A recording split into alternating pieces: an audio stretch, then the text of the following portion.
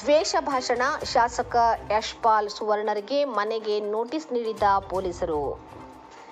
ಕಾಂಗ್ರೆಸ್ ನೀಡಿದ ದೂರಿನ ಮೇರೆಗೆ ದ್ವೇಷ ಭಾಷಣ ಪ್ರಕರಣದಲ್ಲಿ ಎಫ್ಐಆರ್ ದಾಖಲಾಗಿರುವ ಹಿನ್ನೆಲೆಯಲ್ಲಿ ಉಡುಪಿ ಶಾಸಕ ಯಶ್ಪಾಲ್ ಸುವರ್ಣ ಅವರಿಗೆ ಪೊಲೀಸರು ಬುಧವಾರ ಸಂಜೆ ನಿವಾಸಕ್ಕೆ ತೆರಳಿ ನೋಟಿಸ್ ಜಾರಿ ಮಾಡಿದರು. ಮಂಗಳವಾರ ಉಡುಪಿಯಲ್ಲಿ ಕಾಂಗ್ರೆಸ್ ಹಾಗೂ ಕಾಕ್ರೋಚ್ ಪಾರ್ಟಿ ವಿರುದ್ಧ ನಡೆದ ಪ್ರತಿಭಟನಾ ಸಭೆಯಲ್ಲಿ ಮಾತನಾಡಿದ್ದ ಶಾಸಕ ಯಶ್ಪಾಲ್ ಸುವರ್ಣ, ಬಾಬರಿ ಮಸೀದಿ ಧ್ವಂಸ ಮಾಡಿದ ರೀತಿಯಲ್ಲೇ ರಾಹುಲ್ ಗಾಂಧಿ ವಂಶವನ್ನು ಧ್ವಂಸ ಮಾಡುತ್ತೇವೆ ಎಂಬ ಹೇಳಿಕೆ ನೀಡಿದ್ದರು.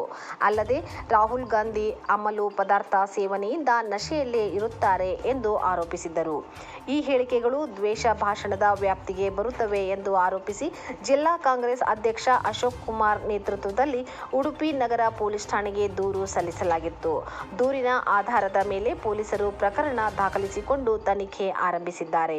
ಪ್ರಕರಣದ ತನಿಖೆಯ ಭಾಗವಾಗಿ ಬುಧವಾರ ಸಂಜೆ ಉಡುಪಿ ನಗರ ಪೊಲೀಸ್ ಠಾಣೆಯ ತನಿಖಾಧಿಕಾರಿ ಶಾಸಕ ಸುವರ್ಣ ಅವರ ನಿವಾಸಕ್ಕೆ ಭೇಟಿ ನೀಡಿ ನೋಟಿಸ್ ಜಾರಿ ಮಾಡಿದರು. ಶಾಸಕರು ನೋಟಿಸ್ ಸ್ವೀಕರಿಸಿದ್ದಾರೆ.